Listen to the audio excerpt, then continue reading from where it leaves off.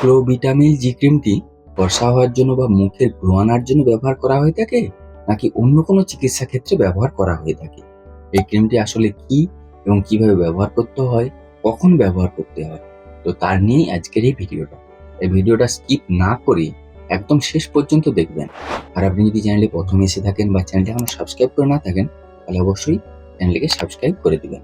Hello everyone, learn about health চ্যানেলে আপনাদের সকলকে স্বাগত জানাই।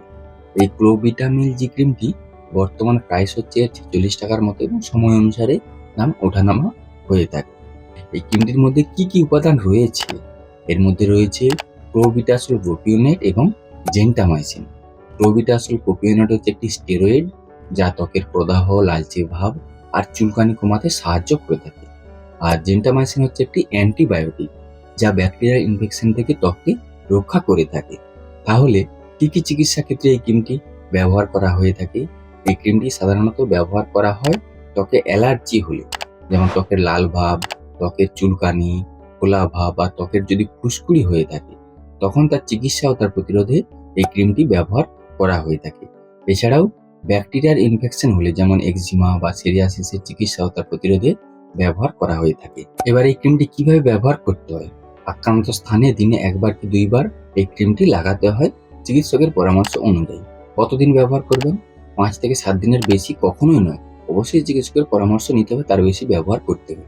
এবার এই ক্রিমটির সম্বন্ধে অনেকেরই ভুল ধারণা আছে যে এই ক্রিমটি মুখে ব্যবহার করলে ফর্সা হওয়া যাবে বা মুখের একটা গ্লো ভাব আনবে। এই ধারণা একদম ভুল। এটি ফর্সা হওয়ার ক্রিম নয়। এই ক্রিমটির মধ্যে স্টেরয়েড থাকার কারণে শুরুতে আপনার ত্বক ফর্সা মনে হলেও এর ফলাফল ভয়াবহ হতে পারে। যেমন আপনার মুখের চামড়া পাতলা হয়ে যেতে পারে, রোদে বেরোলে মুখ লাল হয়ে যাওয়ার সম্ভাবনা থাকে, মুখে অবাঞ্ছিত লোম গজাতে পারে, মুখে কালো দাগ পড়ার মতো সমস্যা হতে পারে। ক্রিমটি ব্যবহার বন্ধ করে দিলে মুখে ব্রণের সমস্যা হতে পারে। তাই ফর্সা হওয়ার জন্য আপনারা কেউ এই ক্রিমটি ব্যবহার করবেন না। তাহলে এই ক্লোভিটামিল জি ক্রিমটি ত্বকের বিভিন্ন ধরনের অ্যালার্জির সমস্যা বা ব্যাকটেরিয়াল ইনফেকশন হলে তখন তার চিকিৎসা ও তার প্রতিরোধে ব্যবহার করা হয়ে থাকে। আপনারা কেউই ফর্সা হওয়ার জন্য ব্যবহার করবেন না, এটি ফর্সা হওয়ার ক্রিম নয়। সব থেকে ভালো হবে যে কোনো ক্রিম ব্যবহার করার আগে অবশ্যই চিকিৎসকের পরামর্শ নিবেন।